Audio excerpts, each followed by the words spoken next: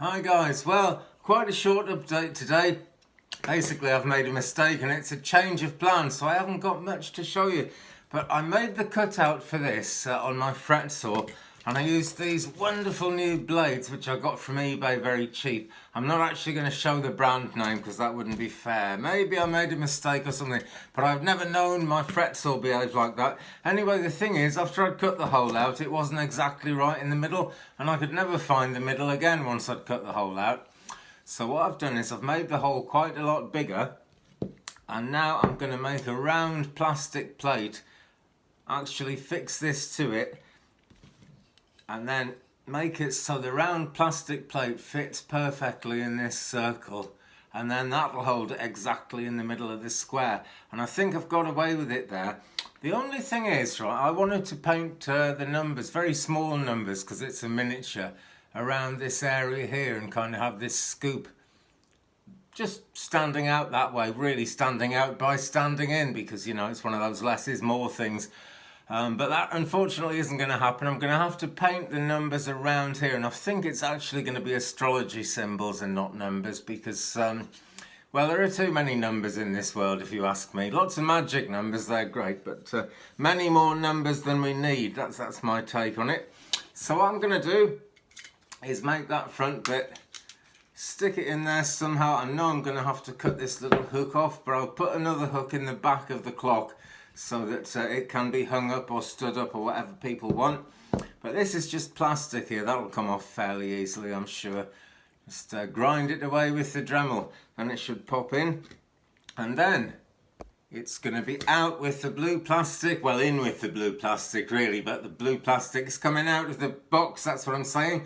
And we'll get the compass and the ruler and all the other stuff and make a nice circular face. And actually that'll be a freestanding plastic clock on its own, but it's going to really look the business when it's fixed inside this. Or at least I hope it is, because if it isn't, I'm going to have to make something else.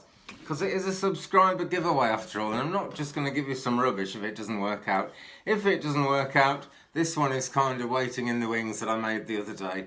I'm quite fond of it actually, but you know, I'm also quite fond of you guys, so we'll put this in the giveaway if the other one doesn't work out. Maybe even as well as, and maybe now I've said that I've got to. I don't know, but get subscribing folks. Let's have a look at something else. This is a future project. I'm not even going to think about what I'm going to do to this yet. But I found this when I was looking for something to make the clock out of. And I really like it.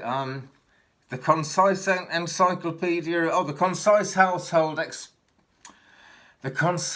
Household Encyclopedia, that's what it is. It's rusted to bits, it's terrible really, but this looks as if it's quite nice. I'll have to see if I can clean the rust and stuff off and at least keep most of the face on it.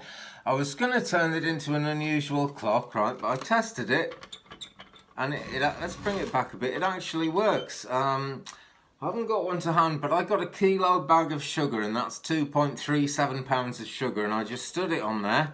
It's got the zeroing thing here, this little thing here to zero it, and I zeroed it, put the bag of sugar on, and I mean, I can't read this dial, it's too rusty, but it was well over £2 and it was well under £2.5, so I think 2.37 pounds, which is what a kilo is just about right.